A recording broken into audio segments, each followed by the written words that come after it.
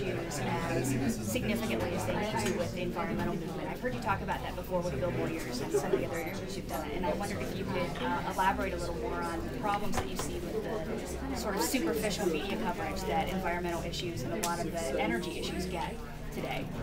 Well, there's really no issues coverage that you see in the electronic media. You can still find some relevant news in some of the print media, the New York Times, the Washington Post, the LA Times, but very, very little.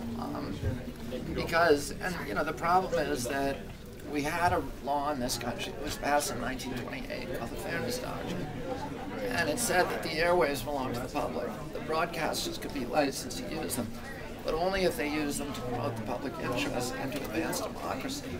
They had to do three things. One, they had to air news of public import. That does not mean Paris Hilton or Nancy Lowen. It means news that is critical to us making rational decisions in a democracy. That's why they have a 6 o'clock news hour. The media didn't want it. It was forced on them. Number two, if they're going to give opinion, you had to tell both sides. You couldn't have had Fox News under the Fairness Doctrine. You couldn't have had Rush Limbaugh 24 hours a day on the same station. Number three, they had to avoid corporate consolidation. There had to be diversity of control and local control.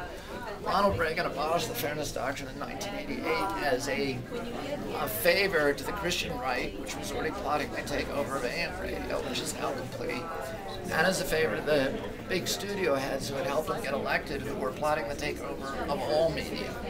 And today, as a result of that, there's 5 giant corporations that control all 14,000 radio stations, all 2,200 TV stations, 80% of our newspapers, all of our billboards, and most of the large internet content providers.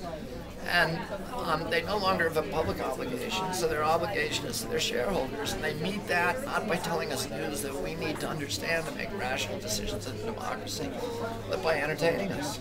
And today, Americans are the best entertained and the least informed people on the face of the earth. So it's more a lowest common denominator media that you're seeing. Yeah. Okay, thank you.